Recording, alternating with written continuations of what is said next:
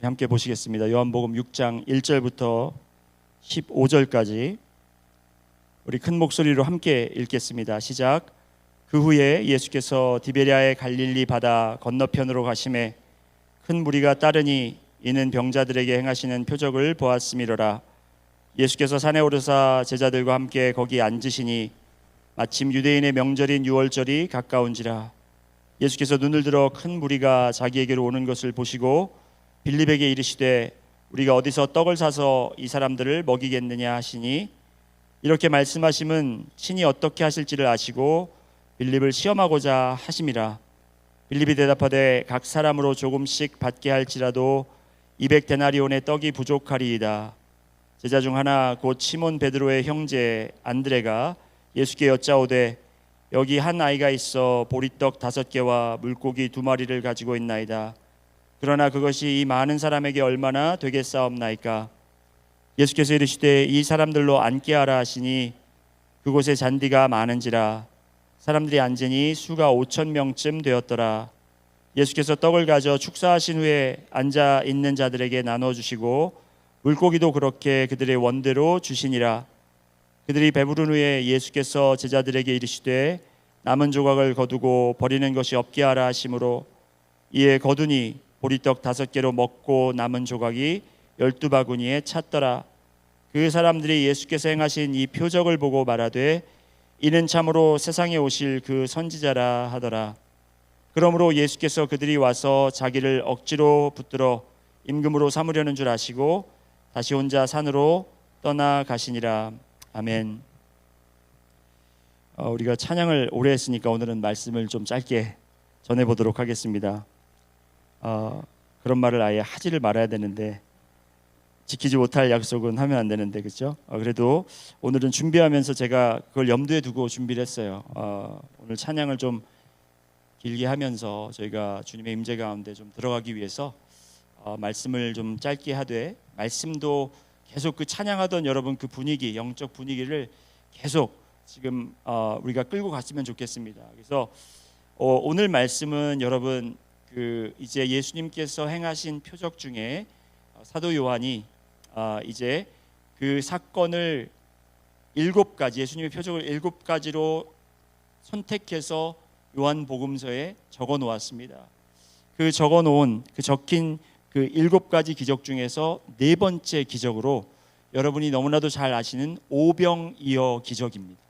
이 오병이어 기적은 너무나도 잘 아시기 때문에 설명을 드릴 필요는 없지만 이제 그 상황을 잠깐 말씀드리면, 오늘 본문 말씀에 나온 그 상황을 설명드리면 이렇습니다. 1절과 2절 말씀에 보면 그 후에라는 말이 나와요. 그 후에 예수께서 디베랴의 갈릴리 바다 건너편으로 가심에 2절에는 큰 무리가 따르니 이는 병자들에게 행하시는 표적을 보았음이로라.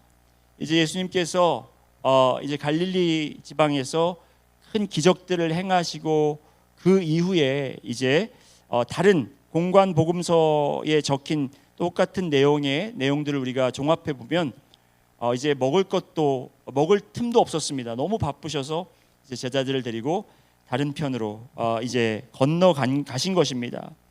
그런데 그때 큰 무리가 예수님과 제자들이 가는 걸 보고 쫓아왔습니다. 지금 상황이 그렇습니다. 여러분이 이제 이 오병이어 기적의 사건에 대해서 아시는 거는 아마 이 사복음서의 내용을 종합해서 이렇게 알고 있을 거예요. 그런데 이 사복음서를 다 이 설명된 상황들을 비교해 보면, 다 옆에 놓고 이렇게 비교해 보면 서로 다른 점을 찾을 수가 있습니다. 그 다른 점들이 있는데, 중요한 것은 여러분 이제 이 오병이어 기적하면 여러분이 아시는 그 정보를 다 이렇게 가지고 이 말씀을 접근하는 것보다는, 오늘 지금 요한복음에서 우리가 본문을 읽었기 때문에, 그리고 요한복음에서 우리가 7가지 예수님이 행하신 표적을 우리가 보는 거기 때문에 그 요한복음이 전하는 그 관점으로 우리가 바라봤으면 좋겠어요.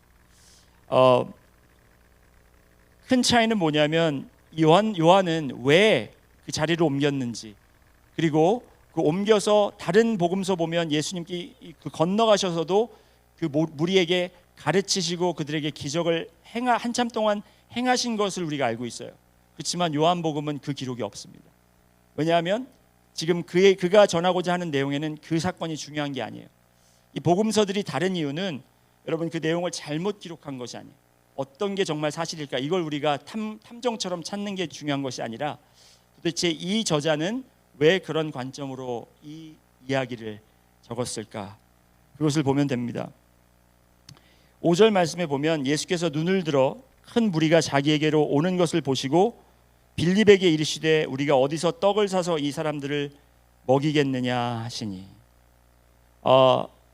마찬가지로 다른 복음서에서는 한참 동안을 이제 가르치시고 치유하시는 사역을 하시다가 날이 저물매 예수님께서 저들에게 제자들이 먼저 나오죠. 제자들이 먼저 나와서 예수님 이제 날도 어두워지고 이제 먹을 걸 살 곳도 없으니 저들을 보내십시오 라고 했을 때 저들에게 먹을 것을 너희가 주라 이렇게 명령하시는 것을 볼 수 있는데, 오늘은 그걸 다 스킵하고 요한복음은 그냥 큰 무리가 오는 걸 보고 예수님이 그냥 빌립에게, 모든 제자에게 한 것이 아니라 한 제자를 꼭 집어서 빌립이라는 제자에게 우리가 어디서 떡을 사서 이 사람들에게 먹이겠느냐라는 시험을 하셨습니다.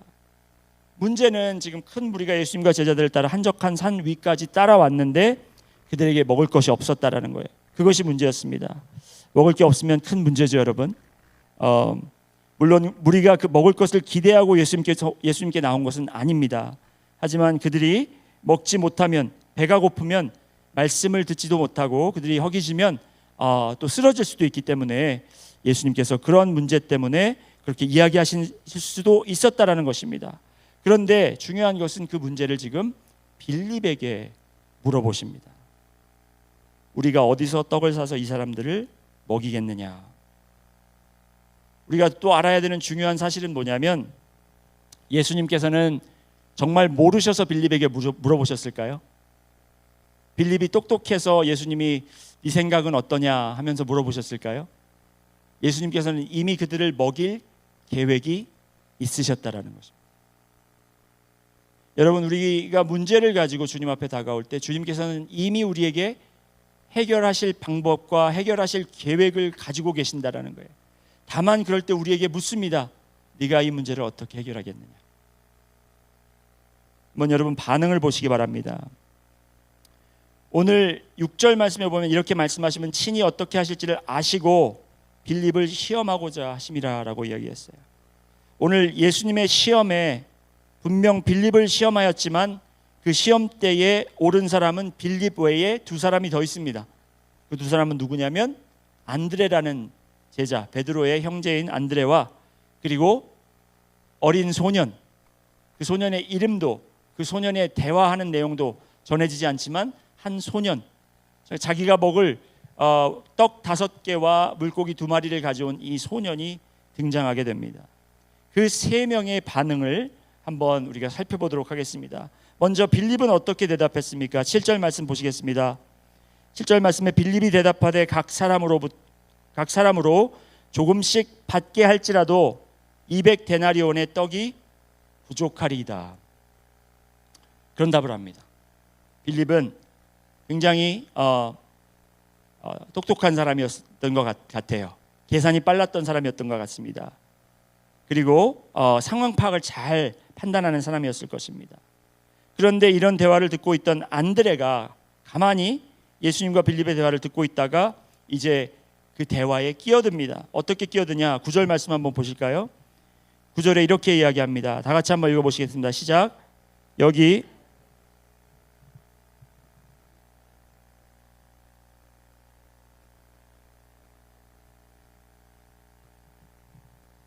지금 조금 다르게 이 문제의 해결을 접근하는 그런 모습을 볼 수 있습니다. 안드레는 어린아이가 이제 보리떡 5개와 물고기 2마리 있는 것을 가지고 그 아이까지 함께 데리고 이제 예수님께 나옵니다.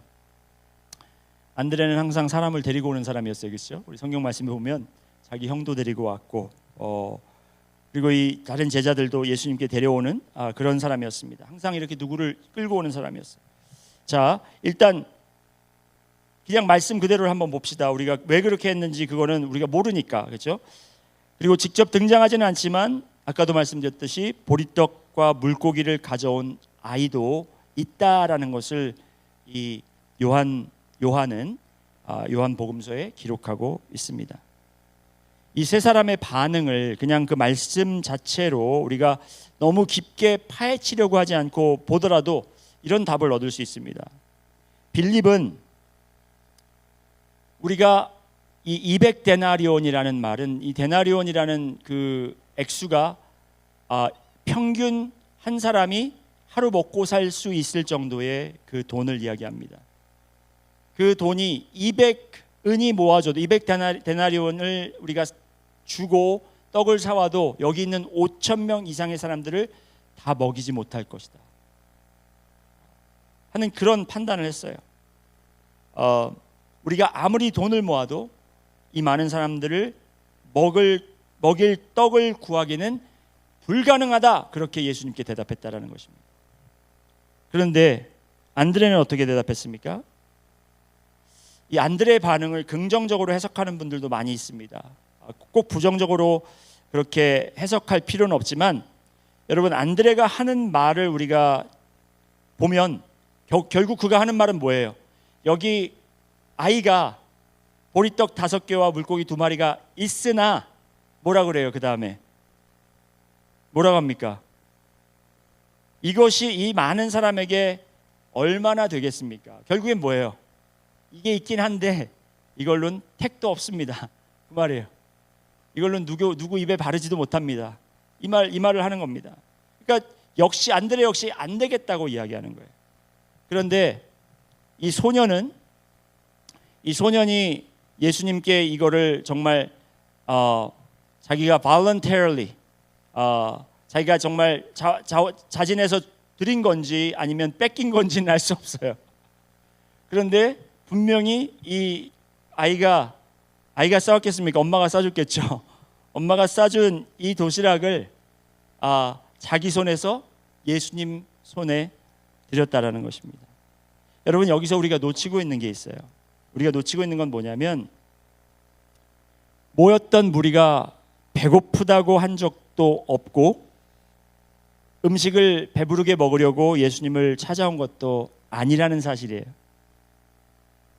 다시 말씀드리면 예수님께서는 이들에게 음식을 줄 뭐 동물들인가요? 음식을 줄 그럴 책임이 없었다라는 거예요.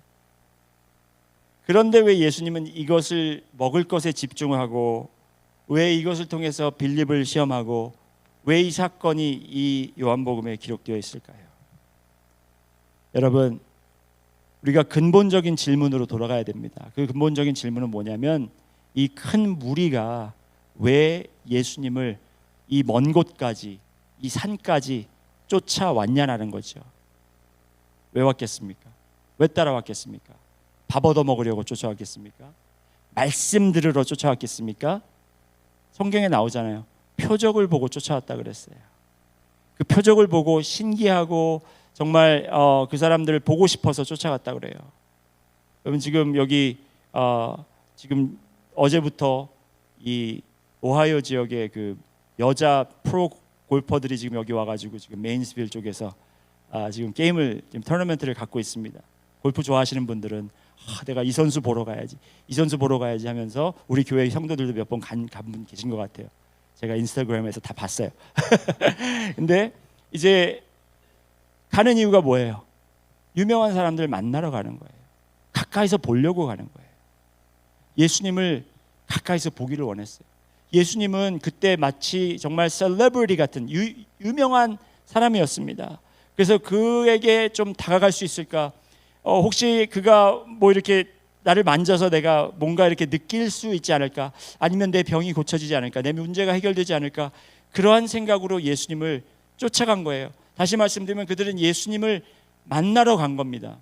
그런데 예수님을 만나러 갔을 때 예수님께서 그들에게 베푸신 것은 무엇이냐면, 떡을 나눠준 것이, 그것이 예수님을 만나게 한 것이 아닙니다.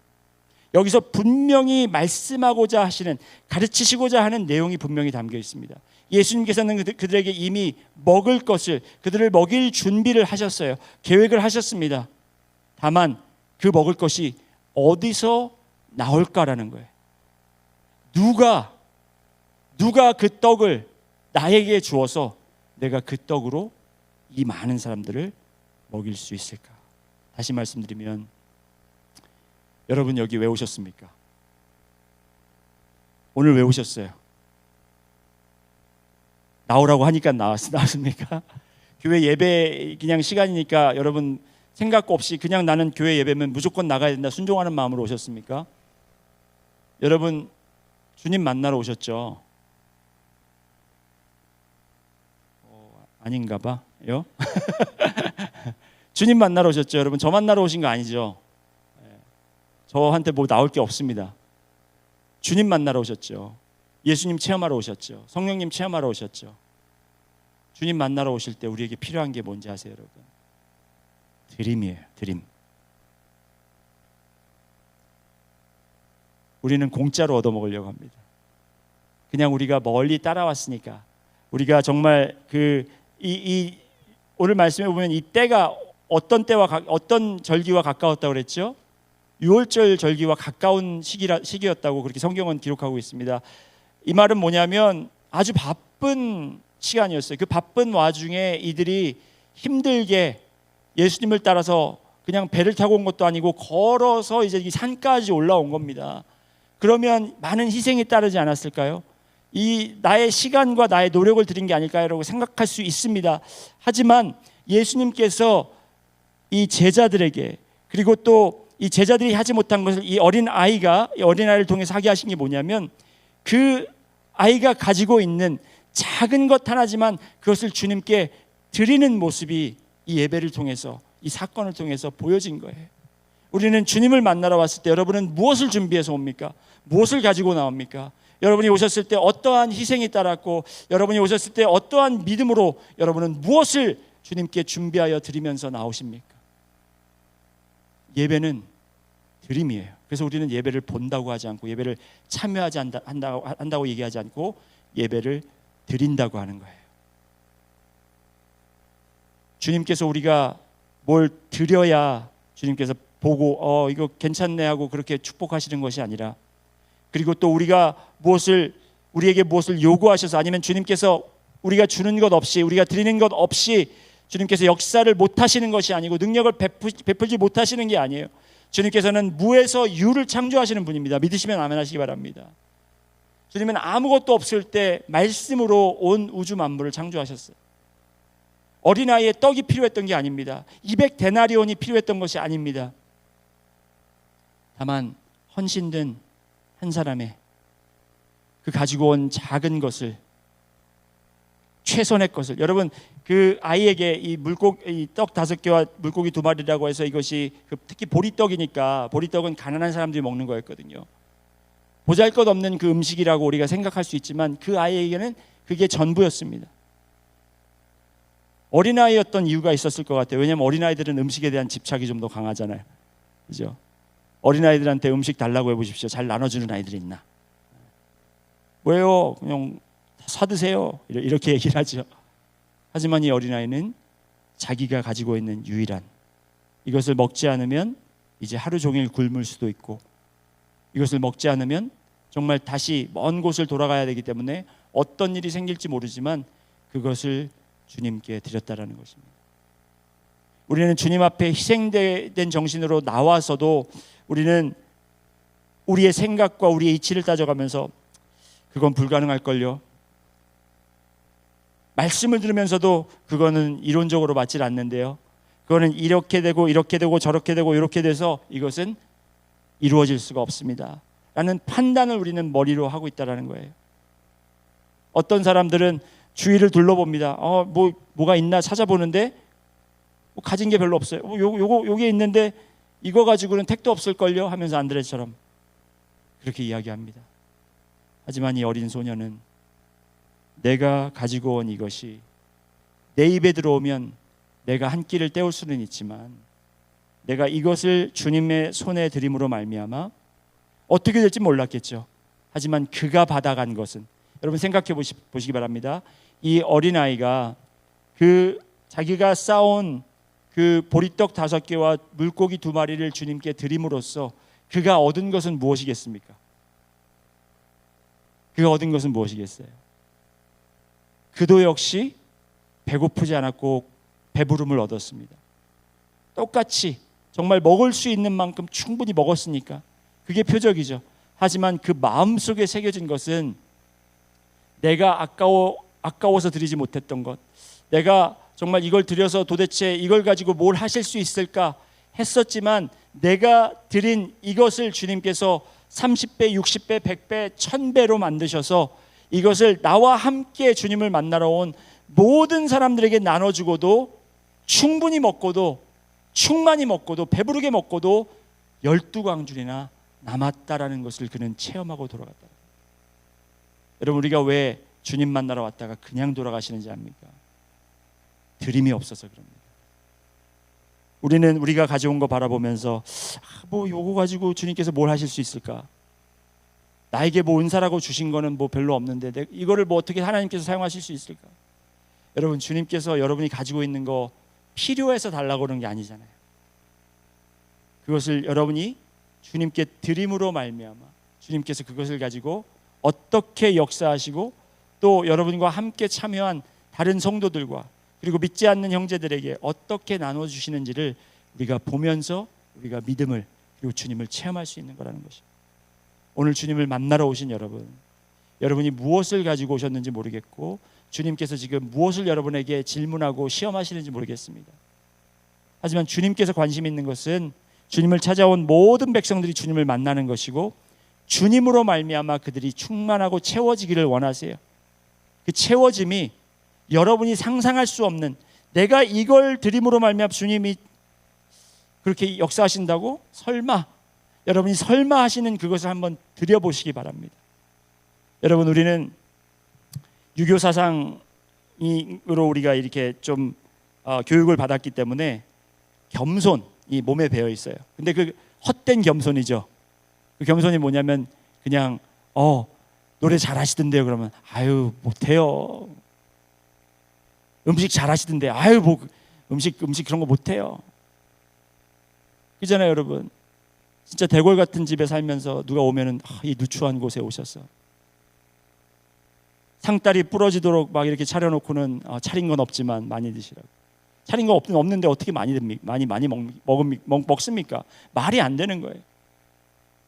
그러니까 우리 한국 교회는 문제가 뭐냐면 항상 우리 성도님들한테 이것 좀 한번 해보시죠. 그러면 일단 빼고 봐요.